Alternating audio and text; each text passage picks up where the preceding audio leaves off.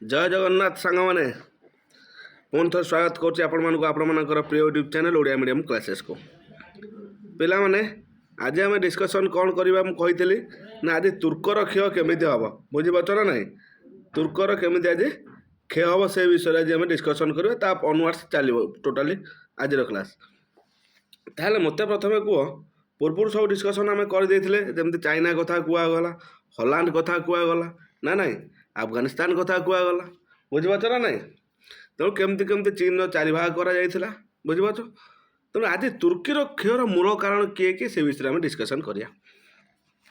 देख तुर्की और तुर्की साम्राज्य थिबा एशिया अधिकारभुक्त अंचल गुड़िक जर्मानी प्रभाव विस्तार करुला ताने तुर्क कहा अधिकार थिला जर्मानीर तापरे जर्मानी कौन कला ना कन्स्टान्टिनोपल ठारू आरंभ करी बागदाद दे पर्सियान गल्फ पर्यंत गोटे रेलपथ कौन कला निर्माण कला अनुमति आला किए जर्मानी को दिखाई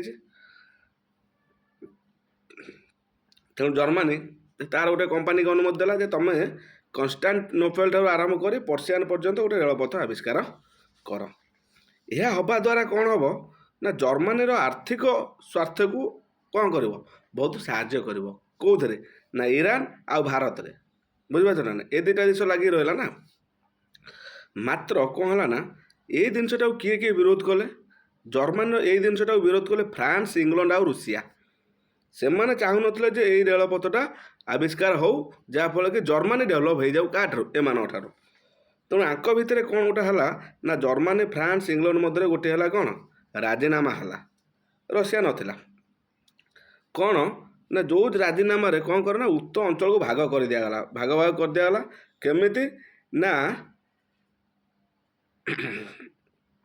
प्रथम जो विश्वयुद्ध जो से जर्मानी और तुर्की परास्त होगा प्रथम विश्वयुद्ध तुम जाच तादे किए हेले जर्मानी और तुर्की परास्त हेले जितले कि इंग्लैंड हेरिका जो पटे थे से जितले कारण आम देश बहुत जवान जाकि शहीद होती तुम भी भल भाव जाच तेणु जितेबले जर्मानी और तुर्क परास्त हो गले कौन प्रथम युद्ध में राजीनामा होता भाग भाग कर दि जाता पूर्व क्या सहित ना जर्मानी क्या सहित होता फ्रांस इंग्लैंड सहित राजीनामा होता जिते हारीगले से कौ एरिया सब काढ़ी निगला ना पालेस्टाइन मेसोपोटामिया आरब समेत जी अंचल गुड़िक क्या अंडर था तुर्की अंडर ताकू क्या नियंत्रण को रखागला इंग्लैंड और फ्रांस नियंत्रण में रखागला थिला क्या अंडर रे जर्मानी अंडर रे विश्वयुद्धर प्रभाव में तुर्क कौन है खंड विखंडित हो गला क्या अधिकार को पलैगला इंग्लैंड आ फ्रांस अधिकार को पलैगला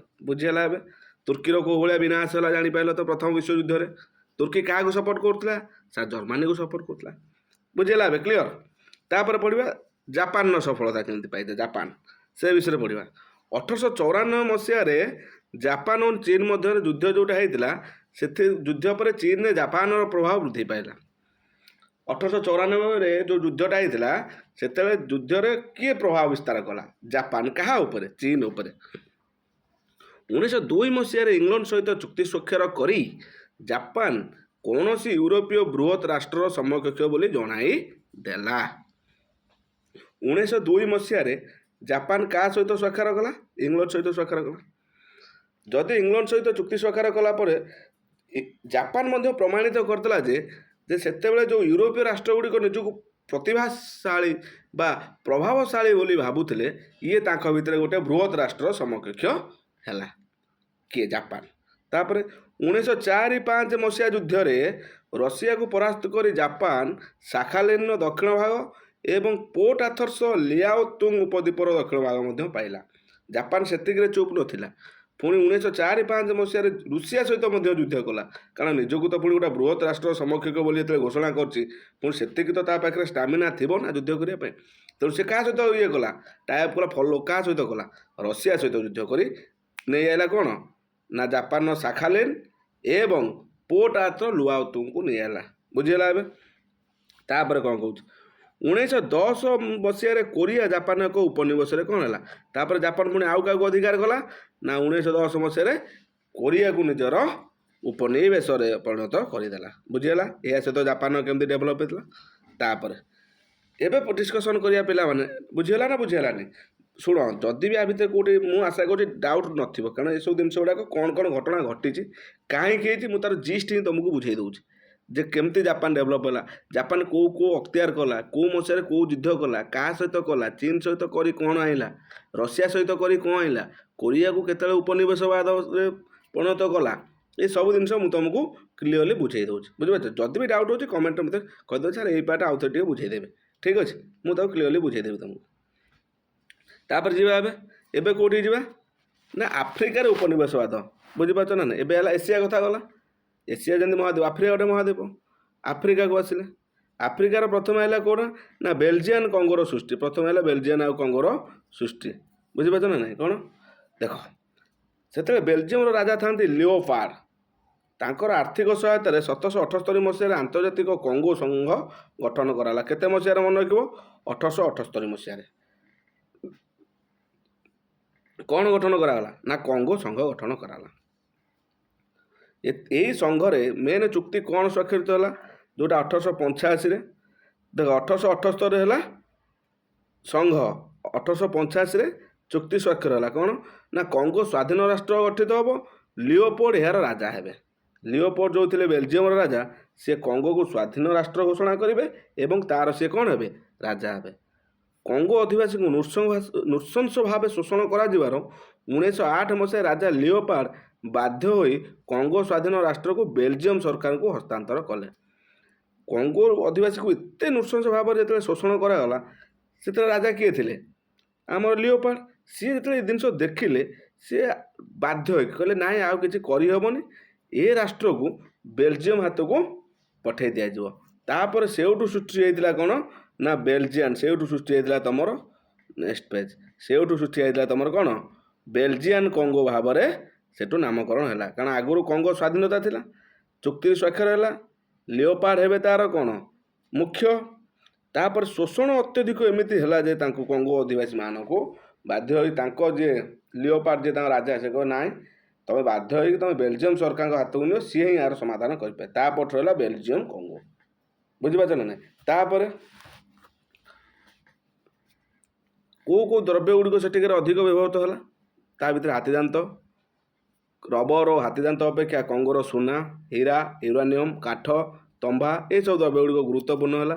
ଇଂଲଣ୍ଡ ଓ ଯୁକ୍ତରାଷ୍ଟ୍ର ଆମେରିକା ସମେତ ବହୁତ ରାଷ୍ଟ୍ର ଏହି ସମ୍ପଦ ଗୁଡ଼ିକର ବିନିଯୋଗ ପାଇଁ ବେଲଜିୟମ ସହିତ ଯୋଗାଯୋଗ କଲେ। ଯେତେବେଳେ ଦେଖିଲେ ଫାଇଦା ମିଳିଲା, ଆଉ ସାଙ୍ଗେ ସାଙ୍ଗେ ଇଂଲଣ୍ଡ ବାଲା ଆଉ ଯୁକ୍ତରାଷ୍ଟ୍ର ବାଲା ତ ଅନେଇ ବଇଛନ୍ତି ଆଉ ଏଇ ଜିନିଷ ମିଳୁଛି, ସୁନା ମିଳୁଛି, ହୀରା ମିଳୁଛି, ୟୁରାନିୟମ୍ ମିଳୁଛି, କାଠ ମିଳୁଛି, ତମ୍ବା ମିଳୁଛି, ଚାଲ। ବୁଝିପାରୁଛ ନା ନାହିଁ? ଇଏ ଥିଲା କ'ଣ ବେଲଜିଆନ୍ କଙ୍ଗୋ କଥା। ତାପରେ ଆସିବା ନାଇଜେରିଆରେ ଇଂଲଣ୍ଡର ଆଧିପତ୍ୟ। ନାଇଜେରିଆ ସହର, ସେ ଦେଶକୁ ବ୍ରିଟିଶର୍ସ ମାନେ କେମିତି ନିଜ ଅଧୀନକୁ ଆଣିବେ ସେଇ ବିଷୟରେ ନା ଡିସ୍କସନ୍ କରିବା। ଦେଖ, ପଶ୍ଚିମ ଆଫ୍ରିକାର ନାଇଜର ନଦୀ କୂଳରେ ପ୍ରଚୁର ମୂଲ୍ୟବାନ ସମ୍ପଦରେ ଭରପୁର ଥିଲା। ଏଇ ନାଇଜେରିଆଟା କେଉଁ ନଦୀ କୂଳରେ ଅଛି? ନାଇଜର ନଦୀ କୂଳରେ। ବୁଝିପାରୁଛ ନା ନାହିଁ? ସେ କେଉଁଠି ଅଛି? ଆଫ୍ରିକା ସହର ନାଇଜର ନଦୀ କୂଳରେ। ନାଇଜେରିଆ ନାମର ପରିଚିତ ଏହି ଅଞ୍ଚଳର ଗୋଟିଏ ଭାଗ ଇଂଲଣ୍ଡ ଦ୍ୱାରା ଅଧିକୃତ ହୋଇଥିଲା। ବୁଝିପାରୁଛ ନା ନାହିଁ? ତେଣୁ ନାଇଜର ନଈ କୂଳରେ ଯେଉଁ ସହରଟି ଦେଶଟି ଗଢ଼ି ଉଠିଥିଲା, ସେ ଦେଶର ନାଁ ହେଉଛି ନାଇଜେରିଆ, ଯାହାର ଗୋଟିଏ ଭାଗ କାହା ଅଧିକୃତ ହୋଇଥିଲା? ଇଂଲଣ୍ଡ। ଇଂଲଣ୍ଡ ସେଠୁ କ'ଣ କରୁଥିଲେ? ଦାସମାନଙ୍କୁ ଆମେରିକା ରପ୍ତାନି କରୁଥିଲେ। ଭାବ ତମେ ଏଇନା କ'ଣ କରୁଛ? ପ୍ୟାଣ୍ଟ ସାର୍ଟ କିଣୁଛ, ଇଚ୍ଛା ହେଲା ମୋବାଇଲ ଖଣ୍ଡେ କିଣିଲ, ଗାଡ଼ି ଖଣ୍ଡେ କିଣିଲ, ଇଚ୍ଛା ହେଲା ବିକିଦେଲ, କ୍ରୟ ବିକ୍ରୟ କଲ ନା ନାହିଁ ଦ୍ରବ୍ୟର। କିନ୍ତୁ ସେତେବେଳେ ଭାବ ଲୋକମାନଙ୍କୁ ସେମିତି କ୍ରୟ ବିକ୍ରୟ କରାଯାଉଥିଲା। ମାନେ ତୁମକୁ ମୁଁ ଏଇନା ବିକିଦେବି $1 କି $2 କି $5 ଗୋଟେ ଦେଶରୁ ଆଉ ଗୋଟେ ଦେଶକୁ। କାହିଁ ନାଇଜେରିଆ ଆଫ୍ରିକାର, ସିଏ ଯିବେ କାହିଁ USA ଆମେରିକାକୁ। ଦାସ, କ୍ରୀତଦାସ ଭାବି ଲୋକମାନଙ୍କୁ, ବା କେଉଁ ଭଳିଆ ମାନସିକତା ଥିଲା ଭାବ। କ୍ରୀତଦାସ କରି ଲୋକମାନଙ୍କୁ ସେ ବିକୁଥିଲେ। କିଏ ବିକୁଥିଲା? ଇଂଲଣ୍ଡ ମାନେ। ଲୋକମାନେ ସେଠି କାମର ଅଭାବ ଦରକାର, ଏଠୁ 50 ଲୋକଙ୍କୁ ବିକିଦେଲେ, ସେଠି ଗଲେ କାମ, ଆଉ ସେ ଘରକୁ ଫେରି ପାରିବେନି। ତାଙ୍କର ଘର ବୋଲି ଆଉ କିଛି ରହିଲାନି। ଯେମିତି ତୁମେ ମୋବାଇଲଟା କିଣି ଆଣିଲା ପରେ ମୋବାଇଲ ଦୋକାନ ସହିତ ତୁମର ଆଉ କିଛି ସମ୍ପର୍କ ନାହିଁ, ସିଏ ଆଉ ମୋବାଇଲ ତୁମଠୁ ନେଇପାରିବ କି? ନା, ତୁମେ ଏଇନା କାମ କରିବାକୁ ପଦାଉଛ, ଇଚ୍ଛା ନହେଲେ ତୁମ ଘରକୁ ପଳେଇ ଯାଉଛ। କିନ୍ତୁ ତୁମେ ଥରେ କ୍ରୀତଦାସ ହୋଇ ବିକ୍ରି ହେଇଗଲା ପରେ ଆଉ ତୁମର ଘର ଦ୍ୱାର କିଛି ନାହିଁ। କ'ଣ ହେଲା? ଇଂରେଜ କମ୍ପାନୀ ଫ୍ରାନ୍ସର ଏକ କମ୍ପାନୀକୁ ପ୍ରତିଦ୍ୱନ୍ଦ୍ୱୀ ଠାରୁ ହଟାଇବାକୁ ନାଇଜେରିଆର ଶାସକ ହେଲା। କିଛି ବର୍ଷ ପରେ ଇଂଲଣ୍ଡ ସରକାର ନାଇଜେରିଆ ଇଂଲଣ୍ଡର ସୁରକ୍ଷା ପ୍ରାପ୍ତ ରାଷ୍ଟ୍ର ବୋଲି କ'ଣ କଲେ? ଘୋଷଣା କଲେ। ଇଂଲଣ୍ଡର ପଶ୍ଚିମ ଆଫ୍ରିକାରେ ଗାମ୍ବିଆ, ଅସନ୍ତି, ସ୍ୱର୍ଣ୍ଣ ଉପକୂଳ ଓ ସିଆର୍ଲାଉଇନ୍ ଅଞ୍ଚଳ ଗୁଡ଼ିକ ମଧ୍ୟ କିଏ ଅଧିକାର କଲା? ଏଇ ନାଁ ଗୁଡ଼ାକ ମନେ ରଖିବ। ଇଂଲଣ୍ଡ, ଗାମ୍ବିଆ, ଅସନ୍ତି, ସ୍ୱର୍ଣ୍ଣ ଉପକୂଳ, ସିଆରା ଲିଓନ୍। ଯଦି ଟର୍ମ ପାଟର୍ନ ନ ପଡ଼ୁଛି ତାକୁ ଭାଙ୍ଗି ମନେ ରଖିବ। ବୁଝିଲେ? ଏହା ସହିତ ପ୍ରାୟ ନାଇଜେରିଆର 80% ଭାଗ କାହା ଅଧିକାରକୁ ପଳେଇ ଆସିଲା? ଇଂଲଣ୍ଡର ଆଧିପତ୍ୟକୁ ପଳେଇ ଆସିଲା। ବୁଝିଗଲା? ତାପରେ ଇଏ ହେଲା ଇଂଲଣ୍ଡ। ଫ୍ରାନ୍ସ ସେମିତି କେମିତି କେଉଁଠୁ ବିସ୍ତାର କଲା ତାର ପୁଣି? ଫ୍ରାନ୍ସ ପୁଣି ତ ତା ଏରିଆ ବିସ୍ତାର କରିଥିବ ନା। ସିଏ ପୁଣି କେଉଁଠୁ? ଇଏ ହେଲା ନାଇଜର ନଦୀ କୂଳରେ। ଇଏ ହେଲେ ବାବା କଙ୍ଗୋ ନଦୀ କୂଳରେ। କ'ଣ କିଛି ଅଞ୍ଚଳକୁ ଫ୍ରାନ୍ସ ଅଧିକାର କଲା, ତାକୁ କୁହାଗଲା ଫରାସୀ କଙ୍ଗୋ। ଆଉଟା କଙ୍ଗୋ ଆମେ ପଢ଼ିଥିଲୁ। ବୁଝିଲା ନା ନାହିଁ? ବାସ୍। ପୂର୍ବରୁ ଆଫ୍ରିକାରେ ପଶ୍ଚିମ ଉପକୂଳରେ ଫ୍ରାନ୍ସ ସେନେଗାଲ ଅଧିକାର କରିଥିଲା। ଫ୍ରାନ୍ସ କାହାକୁ, ଯେଉଁ ଆମର ଆଫ୍ରିକାର କାହା ଅଣ୍ଡରରେ ଥିଲା ନା ସେନେଗାଲକୁ ନିଜ ଅଧିକାରରେ ରଖିଥିଲା। ପରେ ଧୀରେ ଧୀରେ ଫ୍ରାନ୍ସ କ'ଣ କଲା, ସେନେଗାଲ ସମେତ ଆଉ କ'ଣ କଲା, ଫରାସୀ ଗିନି, ଆଇଭରି ଉପକୂଳ, ଦାହୋମେ, ମାଉରିତାନିଆ, ଫରାସୀ ସୁଦାନ, ଉପର ଭୋଲ୍ଟା, ନାଇଜର ଅଞ୍ଚଳ ଗୁଡ଼ିକ ଅଧିକାର କରିଗଲା। କିଏ? ଫ୍ରାନ୍ସ। ଏମିତି ଧୀରେ ଧୀରେ ସିଏ ତାର ସାମ୍ରାଜ୍ୟ ମଧ୍ୟ ଧୀରେ ଧୀରେ କ'ଣ କଲା, ବଢ଼େଇ ଚାଲିଲା। ତାପରେ ନାଇଜେରିଆକୁ କେମିତି ଆସିଲା କାହା ଅଣ୍ଡରକୁ? ଇଂଲଣ୍ଡ ଅଣ୍ଡରକୁ। ପଶ୍ଚିମ ଆଫ୍ରିକା ସେମିତି ତୁମର ଆସିଲା। ପଶ୍ଚିମ ଆଫ୍ରିକାର କିଛି ଏରିଆ ତୁମର ଆସିଲା କାହା ଅଣ୍ଡରକୁ? ଫ୍ରାନ୍ସ ଅଣ୍ଡରକୁ। ଯେଉଁଗୁଡ଼ାକ ଆମର କଙ୍ଗୋ, ତାପରେ ନାଇଜର ସମେତ ଭୋଲ୍ଟା, ଫରାସୀ ସୁଦାନ, ମାଉରିତାନିଆ। ବୁଝିପାରୁଛ ନା ନାହିଁ? ତାପରେ ନେକ୍ସଟ ଯିବା କେଉଁଠି ନା ଜର୍ମାନୀର କେମିତି କ୍ଷତି ହେଲା। ବୁଝିପାରୁଛ? ଯେମିତି ଆମେ ପଢ଼ିଥିଲେ ଆର କ୍ଷତି ହେଲା ତୁର୍କୀର କ୍ଷୟ, ସେମିତି ଜର୍ମାନୀ ମଧ୍ୟ କେମିତି ଭାଙ୍ଗି ନଷ୍ଟ ହେଲା ସେ ବିଷୟରେ ଡିସ୍କସନ୍ ହୁଏ। କାରଣ ଜର୍ମାନୀ ପାୱାରଫୁଲ୍ ଥିଲା। ପ୍ରଥମ ବିଶ୍ୱଯୁଦ୍ଧ ପରେ ତ ତାର ପୁରା ଟଳମଳ ହେଇଗଲା ଶାସନ ନା। ଦେଖ 1880 ମସିହାରେ ଜର୍ମାନୀ ପ୍ରଥମ ପଶ୍ଚିମ ଉପକୂଳରେ ଟୋଗୋଲାଣ୍ଡ ଅଧିକାର କଲା। ପରେ ପରେ ସେ କ'ଣ କଲା ଦେଖ,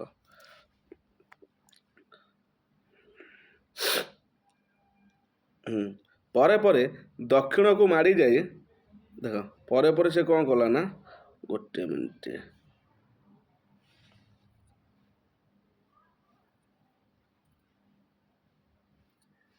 ହଁ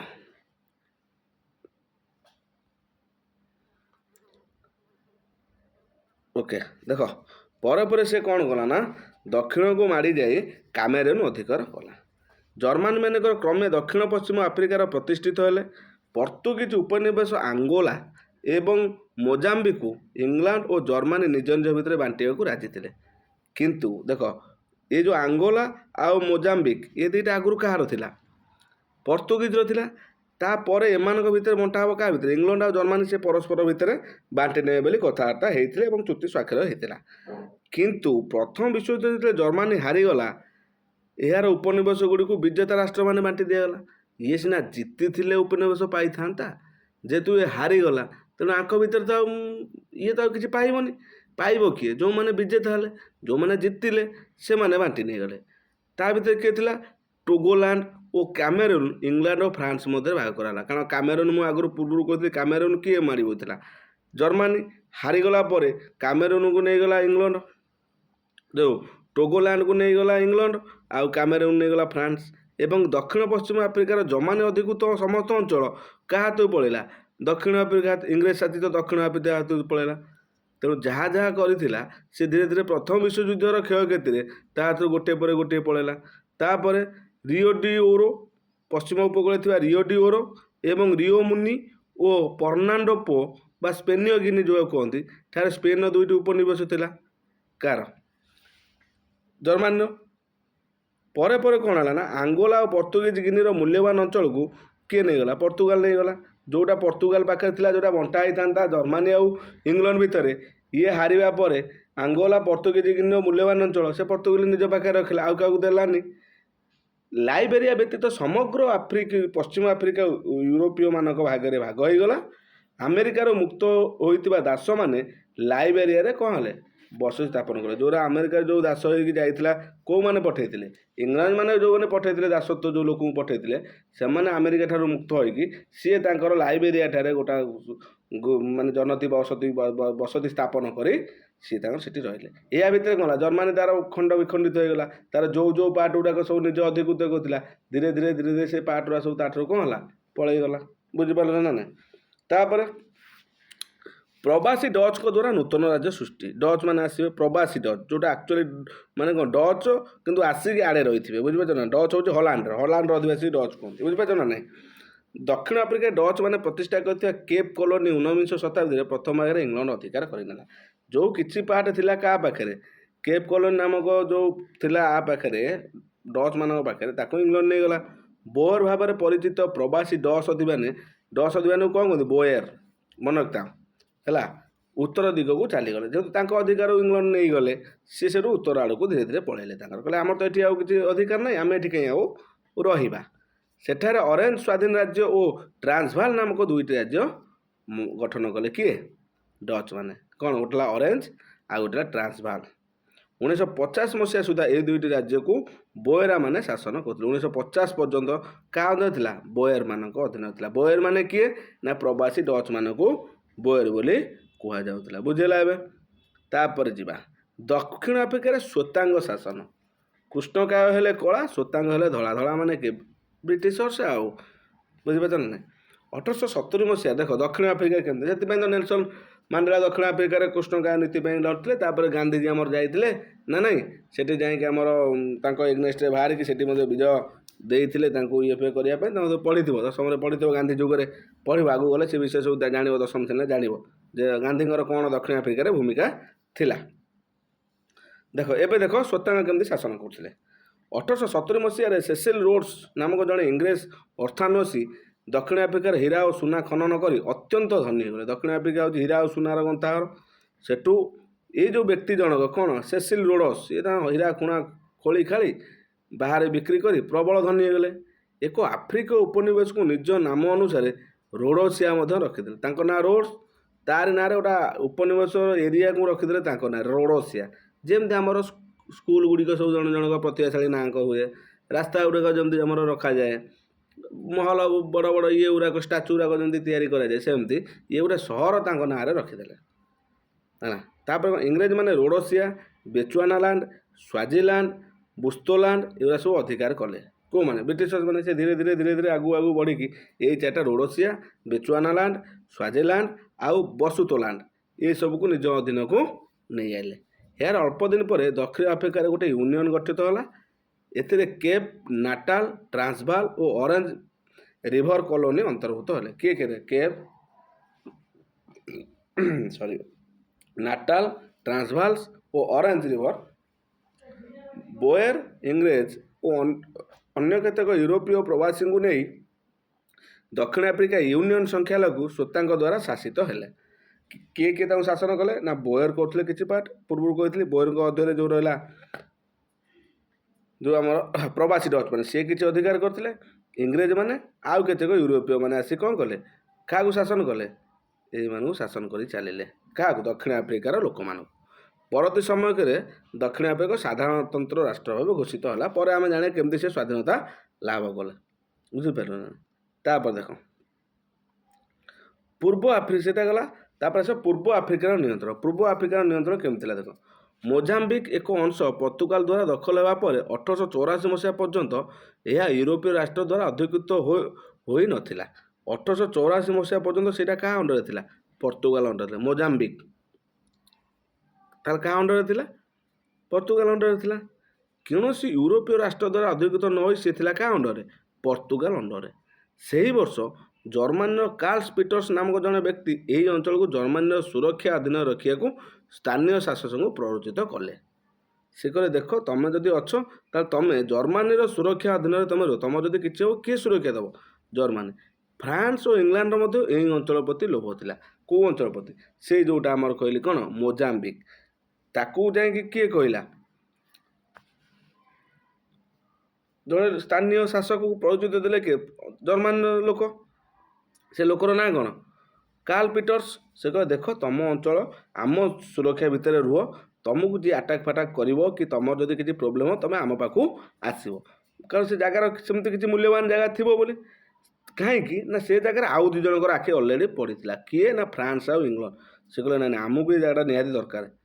ଏକ ରାଜିନାମା ବଳରେ ଫ୍ରାନ୍ସ ମାଡାଗାସ୍କର ପାଇଲା ଏବଂ ପୂର୍ବ ଆଫ୍ରିକାକୁ ଜର୍ମାନୀ ଓ ଇଂଲଣ୍ଡ ମଧ୍ୟରେ ଭାଗ କରାଗଲା। ତେଣୁ ରାଜିନାମା ଯେଉଁ ଆଗରୁ ହେଇଥିଲା ସେଥିରେ ମାଡାଗାସ୍କାର କାହା ପଟେ ହେଇଗଲା? ଫ୍ରାନ୍ସକୁ ମିଳିଗଲା ମାଡାଗାସ୍କାର ଆଫ୍ରିକାର, ଏବଂ ଜର୍ମାନୀ ଆଉ ଇଂଲଣ୍ଡକୁ ମିଳିଲା ପୂର୍ବ ଆଫ୍ରିକା। ଜାଞ୍ଜିବାରର ଶାସକ ପୂର୍ବ ଆଫ୍ରିକା ତାଙ୍କର ସମ୍ପତ୍ତି ବୋଲି ଦାବି କରିବାରୁ ତାଙ୍କୁ ଉପକୂଳ ଅଞ୍ଚଳ ଏକ କରିଡର ଦିଆଗଲା। ଆଉ ଜଣେ ଭାଲେ କି ଜାଞ୍ଜିବାରର ଶାସକ, ସେ କହିଲେ ନାଇଁ ନାଇଁ, ପୂର୍ବ ଆଫ୍ରିକା ଆମ ଏରିଆ, ମୋ ଶାସକ, ମୋର ସେଠି ଅଧିକାର ଅଛି, ତମେ ସେଠୁ ମୋତେ କାଢ଼ିପାରିବ ନାହିଁ। ସିଏ ଯେତେବେଳେ କଥା କହିବାରୁ ତାଙ୍କୁ ଦିଆଗଲା କ'ଣ ନା ଉପକୂଳ ଅଞ୍ଚଳ ଗୋଟେ କରିଡର, ଛୋଟ ପାର୍ଟ ଗୋଟେ ଦିଆଗଲା। ଏହି କରିଡରର ଉତ୍ତରାର୍ଦ୍ଧ ଇଂରେଜମାନଙ୍କ ଆଉ ଦକ୍ଷିଣାର୍ଦ୍ଧ ଜର୍ମାନୀଙ୍କର ଇଏରେ ରହିଲା। କହିଲେ ଦେଖ, ଉତ୍ତରରେ ଆମେ ଶାସନ କରୁଛୁ, ଦକ୍ଷିଣରେ ତୁ ଶାସନ କର, ଏଇ ଭିତର ଏରିଆ ଯେତିକି ଅଛି ତୋତେ ସେଇ କରି କେବଳ ରଖାହେଲା। ତୁ ଯେହେତୁ କହୁଛୁ ଯେ ମୋର ଏଠି ଅଧିକାର ଅଛି ବୋଲିକି, ନା ନାଇଁ, ଜାଞ୍ଜିବାରର ଅଧିକାର ଅଛି ବୋଲିକି, ତେଣୁ ତୋତେ ସେତିକି କରିଡର ଭିତରେ, କିନ୍ତୁ କରିଡର ଦିଆହେଉଛି ସତ, କିନ୍ତୁ ଉତ୍ତର ପାର୍ଟ କିଏ କାହା ଅଧୀନରେ ରହିବ? ଇଂରେଜମାନଙ୍କର। ଦକ୍ଷିଣ ପାର୍ଟ କାହା ଅଧୀନରେ ରହିବ? ଜର୍ମାନୀମାନଙ୍କର। ପରବର୍ତ୍ତୀ ସମୟରେ ଏହି ଅଞ୍ଚଳ ଗୁଡ଼ିକ କାହା କାହା ଭିତରେ ବାଣ୍ଟି ଦିଆଗଲା? ଜର୍ମାନୀ ଆଉ ଇଂଲଣ୍ଡଙ୍କ ଦ୍ୱାରା କ'ଣ କରାଗଲା? ଜର୍ମାନୀ ଆଉ ଇଂରେଜ ଦ୍ୱାରା ଅଧିକୃତ କରିଦିଆଗଲା। ବୁଝିପାରୁଛ ନା ନାହିଁ? ତାପରେ 1890 ମସିହାରେ ଏକ ରାଜିନାମା ଦ୍ୱାରା ଉଗାଣ୍ଡାକୁ ଇଂଲଣ୍ଡକୁ ଦେବା ପାଇଁ ନିଷ୍ପତ୍ତି ନିଆଗଲା। ଉଗାଣ୍ଡା ସହର, କୋଉଭଳିଆ ନାଁ ସବୁ ଦେଖୁଛ, ଉଗାଣ୍ଡା। ତା ବଦଳରେ ଜର୍ମାନୀକୁ ହେଲିଗୋଲାଣ୍ଡ ଦିଆଗଲା। ଯଦି ଉଗାଣ୍ଡା ଇଂଲଣ୍ଡ ନେଇଯିବ ତାହେଲେ ଜର୍ମାନୀ କ'ଣ ପାଇବ? ଆଫ୍ରିକାର ପୁଣି ଗୋଟେ ଦେଶ ଜର୍ମାନୀକି ଦିଅ। ଆଫ୍ରିକା ଗୋଟେ କଣ୍ଟିନେଣ୍ଟ, ତା ଭିତରେ ଛୋଟ ବଡ଼ କେତେ ଦେଶ ଅଛି। ଯଦି ଉଗାଣ୍ଡା ନେଇଯିବ ଇଂଲଣ୍ଡ, ତାହେଲେ ମୋତେ ହେଲିଗୋଲାଣ୍ଡ ଦିଅ। ସେଠୁ ଜର୍ମାନୀକି ଦିଆଗଲା କିଏ? ହେଲିଗୋଲାଣ୍ଡ। ତାପରେ କ'ଣ ନା 1896 ମସିହାରେ ଉଗାଣ୍ଡାକୁ ଇଂରେଜଙ୍କ ସୁରକ୍ଷାପାତ୍ର ରାଷ୍ଟ୍ର ବୋଲି ଘୋଷଣା କରିଦେଲା ଯେ ଏ ଉଗାଣ୍ଡା ଉପରେ ଯିଏ ଅଧିକାର କରିବାକୁ ଆସିବ ସେ ପ୍ରଥମେ କାହା ଏଗ୍ନେଷ୍ଟକୁ ଯିବାକୁ ପଡ଼ିବ? ବ୍ରିଟିଶର୍ସଙ୍କ ଏଗ୍ନେଷ୍ଟକୁ ଯିବାକୁ ପଡ଼ିବ। ଜାଞ୍ଜିବାର, ପେମ୍ବା ଦ୍ୱୀପ, ୱିଟି ଓ ନ୍ୟାସଲ୍ୟାଣ୍ଡ ଉପରୁ ଜର୍ମାନୀ ତାର ଦାବି ପ୍ରତ୍ୟାହାର କରିନେଲା। ଯାହା ଉପରେ ଜର୍ମାନୀ ରଖିଥିଲା ଦାବି ହଟେଇଦେଲା। କାହା କାହା ଉପରୁ ହଟେଇଦେଲା? ନା ଜାଞ୍ଜିବାର, ପେମ୍ବା, ୱିଟି, ନ୍ୟାସଲ୍ୟାଣ୍ଡ। କିନ୍ତୁ ଆଭ୍ୟନ୍ତରୀଣ ଅଞ୍ଚଳରେ ତାଠୁ ଅଧିକ ଅଞ୍ଚଳ ଅଧିକାର କଲା। କର ଅଞ୍ଚଳ ସିନା ଛାଡ଼ିଦେଲା, ଯେଉଁଥିରେ ତାର କିଛି ଭ୍ୟାଲୁ ନଥିଲା, କିନ୍ତୁ ଯେଉଁ ଆଭ୍ୟନ୍ତରୀଣ ପାର୍ଟ ଗୁଡ଼ାକ ଯେଉଁଥିରେ ତାର ବ୍ୟବସାୟ ସବୁଠୁ ଭଲ ହେଉଛି, ଆର୍ଥିକ ସ୍ୱାର୍ଥ ଭଲ ରହୁଛି, ସେ ଅଞ୍ଚଳ ଅଧିକାର କଲା। ପ୍ରଥମ ବିଶ୍ୱଯୁଦ୍ଧରେ ଜର୍ମାନୀ ହାରିବା ପରେ ଜର୍ମାନୀ ଅଧିକୃତ ପୂର୍ବ ଆଫ୍ରିକା ଇଂଲଣ୍ଡକୁ ଦିଆଗଲା। ଏହାକୁ ଟାଙ୍ଗାନାଇକା ନାମରେ ନାମିତ କରାଗଲା। ଜର୍ମାନୀ ବହୁତ ପାୱାରଫୁଲ୍ ଥିଲା, ବହୁତ ଏରିଆ ସେ ଅକ୍ତିଆର କରି ନେଇଥିଲା। କେବଳ ତାର ସବୁଠୁ ବଡ଼ ବିନାଶ ହେଲା ସେ ଯେଉଁ ପ୍ରଥମ ବିଶ୍ୱଯୁଦ୍ଧ ହାରିଗଲା ପରେ ତା ପାଖରୁ ଧୀରେ ଧୀରେ କରି ସମସ୍ତ ଅଧିକୃତ ଅଞ୍ଚଳ ଗୁଡ଼ିକ କ'ଣ ହେଲା? ଇଂଲଣ୍ଡ, ଫ୍ରାନ୍ସ ଏମାନଙ୍କ ଭିତରେ ସବୁ ବାଣ୍ଟି ନିଆ ହେଇଗଲା। ବୁଝିପାରୁଛ ନା? ତାପରେ ଇଂଲଣ୍ଡ ଅଧିକୃତ ପୂର୍ବ ଆଫ୍ରିକାକୁ କେନିଆ ନାଁରେ, ଯେଉଁଟା ପୂର୍ବ ଆଫ୍ରିକା ଥିଲା ତାକୁ କରିଦିଆଗଲା କ'ଣ? କେନିଆ। ଏ ଯେଉଁ ସହରଗୁଡ଼ା ସବୁ କେମିତି ତିଆରି ହେଉଛି ସବୁ ଜାଣିପାରୁଛ ନା ନାହିଁ? ବୁଝିପାରୁଛ ନା ନାହିଁ? ପୂର୍ବ ଆଫ୍ରିକାରେ ଗୋଟେ ସହର ଆସିଗଲା ଏଇ ଟାଙ୍ଗାନାଇକା, ଯେଉଁଟା ଇଂଲଣ୍ଡ ନେଇଗଲା। ତାପରେ ଯେଉଁଟା ପୂର୍ବ ଆଫ୍ରିକା ଥିଲା ଇଂରେଜ ସରକାର ଶାସନ କରିଥିଲେ ତାକୁ କେନିଆ ଦିଆଗଲା। ବୁଝିପାରୁଛ ନା ନାହିଁ? ଏମିତି ସବୁ ସହର ଗୁଡ଼ିକ ସବୁ ଦେଖିବ, ଆଫ୍ରିକାର ସହର ଗୁଡ଼ିକ ଯେତେବେଳେ ମ୍ୟାପ୍ ଖୋଲିବ ତୁମକୁ ସବୁ ଦେଖିବ କେନିଆ କେଉଁଠି ଅଛି, ଉଗାଣ୍ଡା କେଉଁଠି ଅଛି, ବୁଝିପାରୁଛ ନା? ଜାଞ୍ଜିବାର କେଉଁଠି ଅଛି, ନ୍ୟାସାଲାଣ୍ଡ ଦ୍ୱୀପ କେଉଁଠି ଅଛି, ଏସବୁ ଜିନିଷ ତୁମକୁ ଦେଖିଲେ ତୁମେ ଜାଣିପାରୁଛ ବ୍ରିଟିଶର୍ସ ମାନେ, ଜର୍ମାନୀ ମାନେ, ଫ୍ରାନ୍ସ ମାନେ ଆଫ୍ରିକାରୁ କେମିତି ଖଣ୍ଡ ଖଣ୍ଡ କରି କେମିତି ସବୁ ନିଜ ନିଜ ଅକ୍ତିଆରରେ ରଖିଥିଲେ। ତାପରେ ଆଉ କ'ଣ ନା ଜର୍ମାନୀ ଅଣ୍ଡରରେ ଯେଉଁଟା ଥିଲା ରୁଆଣ୍ଡା ଉରୁଣ୍ଡି, ତାକୁ କାହାକୁ ଦିଆଗଲା? ନା ତାକୁ ବେଲଜିୟମକୁ ଦିଆଗଲା। ବେଲଜିୟମକୁ ଦେଖିବ, ବେଲଜିୟମ କେଉଁଠି ଅଛି? ତା ଅଣ୍ଡରରେ ଥିଲା ଦିନେ ଜର୍ମାନୀ ଅଧିକୃତ କରୁଥିବା ରୁଆଣ୍ଡା ଉରୁଣ୍ଡି ମଧ୍ୟ ତା ଅଧୀନକୁ ଦିନେ ଥରେ ଚାଲି ଯାଇଥିଲା। ନା ନାହିଁ? ଠିକ୍ ଅଛି। ତାପରେ ଯିବା, ବୁଝିହେଲା ଏବେ? ତାପରେ ଯିବା ଇଟାଲୀର ଉପନିବେଶ ଉଦ୍ୟମ। ଇଟାଲୀ ସେଠୁ ମଝିରେ ବାହାରିଲା, କହିଲା ମୁଁ ବି, ସମସ୍ତେ କଲେଣି, ମୁଁ ବି ଟିକେ ଯାଇକି କେଉଁଠି ଉପନିବେଶ ସ୍ଥାପନ କରି ଅଲଗା ଉପରେ ଆଟାକ୍ କରିକି ମୁଁ ମଧ୍ୟ ସେଠି ମୋର ନିଜସ୍ୱ ଉପନିବେଶ ସ୍ଥାପନ କରି ମୋ ସହରକୁ ମଧ୍ୟ କ'ଣ କରିବି? ଡେଭଲପ୍ କରାଇବି। ଇଟାଲୀୟମାନେ ଆଫ୍ରିକାର ମରୁଭୂମି ଅଞ୍ଚଳରେ ଅବସ୍ଥିତ ସୋମାଲିଲାଣ୍ଡ ଓ ଏରିଟ୍ରିଆକୁ ଅଧିକାର କଲେ। ସିଏ ସେଠୁ ଲାଷ୍ଟକୁ କେଉଁ ଏରିଆକୁ ପଳେଇଲେ? ନା ମରୁ ଏରିଆ, ଯେଉଁ ଏରିଆରେ କ'ଣ ନା ସୋମାଲିଲାଣ୍ଡ ଆଉ ଏରିଟ୍ରିଆ, ଏ ଦୁଇଟାକୁ ନେଇଗଲେ କିଏ? ଇଟାଲୀ। ଆବସିନିଆ ଏକ ସ୍ୱାଧୀନ ରାଷ୍ଟ୍ର ଥିଲା। ଏହାକୁ ଇଟାଲୀ ତାର ସୁରକ୍ଷା ପାତ୍ର ଅଞ୍ଚଳ ଦେବ ବୋଲି ଦାବି କରି ଆକ୍ରମଣ କଲା। କହିଲା ଦେଖ, ତମେ ସ୍ୱାଧୀନ ରାଷ୍ଟ୍ର ଅଛ, ତମେ ଆମ ସହିତ ପଳେଇ ଆସ, ଯଦି ନ ଆସ ଯୁଦ୍ଧ କରିକି ଆସ ଆଉ କ'ଣ। 1896 ମସିହାରେ ଆବସିନିଆ ଇଟାଲୀର ଦାବିକୁ ପ୍ରତ୍ୟାଖ୍ୟାନ କରି ଇଟାଲୀୟ ସୈନ୍ୟବାହିନୀକୁ ଏକ ଯୁଦ୍ଧରେ ପରାସ୍ତ କଲା। କହିଲା ନା ନା, ଆମେ ସ୍ୱତନ୍ତ୍ର ଅଛୁ, ଆମେ ତମକୁ ଯିବୁନୁ, ଯଦି ଠିକ୍ ଅଛି ତାହେଲେ ଯୁଦ୍ଧ କର। 1896 ମସିହାରେ କ'ଣ ହେଲା? ଯୁଦ୍ଧ ଆରମ୍ଭ ହେଲା। ହାରିଲେ କିଏ? ଇଟାଲୀୟଙ୍କୁ ହରାଇଲା। ଫଳରେ ଇଟାଲୀ ତାର ଦାବି ଓ ସୈନ୍ୟବାହିନୀକୁ ଏଠାରୁ ପ୍ରତ୍ୟାହାର କରିନେଲା। ଇଏ ଫାଷ୍ଟ ଦେଶ ଯିଏକି ଇଟାଲୀ ପାଖରେ ହାରିଥିଲା। ଇଟାଲୀ କ'ଣ ସେତେବେଳେ ଏତେ ଡେଭଲପ୍ ଥିଲା କି? ଇଏ ସମସ୍ତଙ୍କର ଡେଭଲପ୍ ଦେଖି ଇଟାଲି ପରେ ଦେଖୁ ହଁ ଆମେ ଏଇନା ଦେଖୁଛନ୍ତି ଗାଁରେ ଧର 2-3 ଜଣ ଲୋକ ଦୋକାନ କଲେ, ବୁଝିପାରୁଛ ନା ନାହିଁ, ଭଲ ବେପାର ଚାଲିଲା, ବିଭିନ୍ନ ବ୍ୟବସାୟ ହେଲା, ଲକ୍ଷ ଲକ୍ଷ ଟଙ୍କା କୋଟି କୋଟି ଟଙ୍କା କମେଇଲେ, ଘର କଲେ, ଗାଡ଼ି କଲେ, ତାକୁ ଦେଖି ଆମେ କହିବା ଆମେ ଆରେ ସେତିକି ସମ୍ଭ୍ରାନ୍ତ ହେବାକୁ ହେଲେ ସେତିକି ବ୍ରେନ୍ ଥିବା ଦରକାର, ସେତିକି ତୁମ ପାଖରେ ସେତିକି ଆମେ ଭାରତୀୟମାନେ ଆଜି ପର୍ଯ୍ୟନ୍ତ ଭାରତୀୟମାନେ ଆମେ ଅନ୍ୟଙ୍କର ଉପନିବେଶ ହେଇଛୁ, ଆମକୁ ନେଇ ଅନ୍ୟଙ୍କ ଅଧିକାର ସାବ୍ୟସ୍ତ କରିଛନ୍ତି, ସମସ୍ତେ ଆମକୁ ଅଧିକାର ସାବ୍ୟସ୍ତ କରିଛନ୍ତି, ଆମ ଉପରେ ଆକ୍ରମଣ କରିକି ନିଜ ଅଧୀନରେ ରଖିଛନ୍ତି, କିନ୍ତୁ ଆଜି ପର୍ଯ୍ୟନ୍ତ ଆମେ ଆମ ସାଇଟ୍ର ଗୋଟିଏ ଦେଶ କ'ଣ ଗୋଟିଏ ଗାଁ ଉପରକୁ ଆମେ ନିଜ ଅଧୀନକୁ ଆଣିନାହୁଁ। କାହିଁକିନା ଆମ ଭିତରେ ସବୁବେଳେ କଳହ ଲାଗିଲା, ଆମ ଭିତରେ, ଆମ ଜମି ଭିତରେ ଆମେ ମାଡ଼ଗୋଳ କରି ମୁଁ ମୋ ଭାଇଠାରୁ 2ଟା ଅଧିକ ନେବି, ସିଏ ମୋଠାରୁ ନେବ, ଆମ ପଡ଼ୋଶୀ ରାଜ୍ୟ ଭିତରେ ଯୁଦ୍ଧ ହେଲା। ଯେତେବେଳେ ପଡ଼ୋଶୀ ରାଜ୍ୟ ଭିତରେ ପଡ଼ୁନି, ଆମେ ଥୋଡ଼ି ନା ବାହାରିକି ଏଠୁ ୟୁରୋପ ଯାକେ ଯିବା ସ୍ୱପ୍ନ ଦେଖିବୁ କି? ତେଣୁ ଇଟାଲୀ ଯେହେତୁ ନିଜେ ସ୍ୱାଧୀନ ଥିଲା, ସେ ଚେଷ୍ଟା କରୁଥିଲା, କିନ୍ତୁ ସିଏ ବି ସେତିକି ଏତେ ବି ପାୱାରଫୁଲ୍ ବା ଇଂଲଣ୍ଡ ଭଳିଆ କି ଜର୍ମାନୀ ଭଳିଆ କି ଫ୍ରାନ୍ସ ଭଳିଆ କି ଯୁକ୍ତରାଷ୍ଟ୍ର ଆମେରିକା ଭଳିଆ କି ରଷିଆ ଭଳିଆ ଏତେ ବି ପାୱାରଫୁଲ୍ ନଥିଲା ଯିଏକି ଯାହା ଉପରେ ଆକ୍ରମଣ କରି ତାକୁ ଅତି ଅକ୍ଲେଶରେ ନିଜ ଅଧୀନକୁ ଆଣିପାରିବ ବୋଲି, ବୁଝିପାରୁଛ? ଯେହେତୁ 2ଟା ଆଣିଥିଲା, କ'ଣ ସୋମାଲିଲ୍ୟାଣ୍ଡ ଆଣିଲା ଆଉ ଏରିଟ୍ରିଆ 2ଟାକୁ ଆଣିଲା, ଆଉ ଆଣି ସାରିଲା ପରେ ତାର ଯାହା ଯେତିକି ଆଣିବା କଥା ସେ ସେତିକି ଆଣିଲା, ଆଣି ସାରି କେବେ ଚୁପଚାପ ରହିଲା, କିନ୍ତୁ ଆବସିନିଆକୁ ଆଟାକ୍ କରିବାକୁ ଚେଷ୍ଟା କରିଥିଲା, କିନ୍ତୁ କ'ଣ ହେବ, ହାରିଗଲା। ଆଉ କ'ଣ ସିଏ କ'ଣ ଭାବିଥିଲା ଯେ ମୁଁ ଏମିତି ପରାସ୍ତ ହେବି ବୋଲି?